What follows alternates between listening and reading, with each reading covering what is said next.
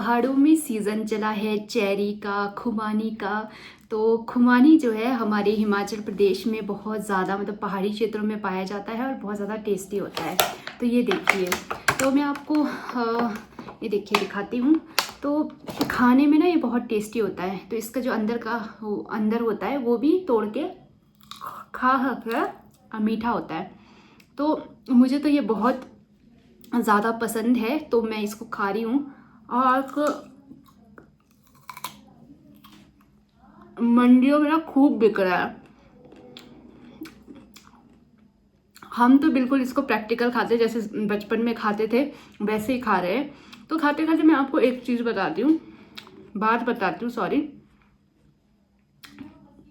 हर चीज़ की ना अपनी जगह अलग अलग वैल्यू होती है।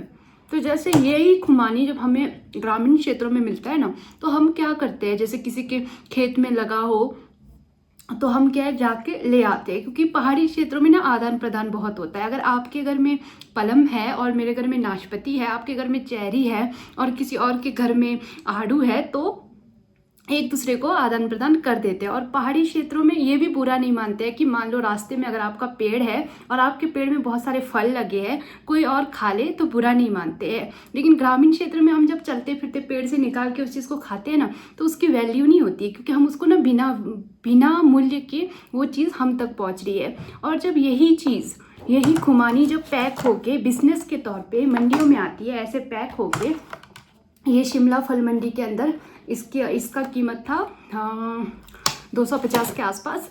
तो यही चीज़ जब पैक होके मार्केटिंग के प्रोसेस से मार्केट में आ रहा है, तो इसकी जो वैल्यू है ना वो अलग हो जाती है। तो इसलिए ये इंसानों के केस में भी है कि अगर आपकी किसी जगह पे वैल्यू नहीं है तो आपको समय रहते उस जगह से हट जाना चाहिए, क्योंकि हर चीज़ की, हर जगह की, हर व्यक्ति की हर जगह पे अलग वैल्यू होती है, इम्पोर्टेंस होती है।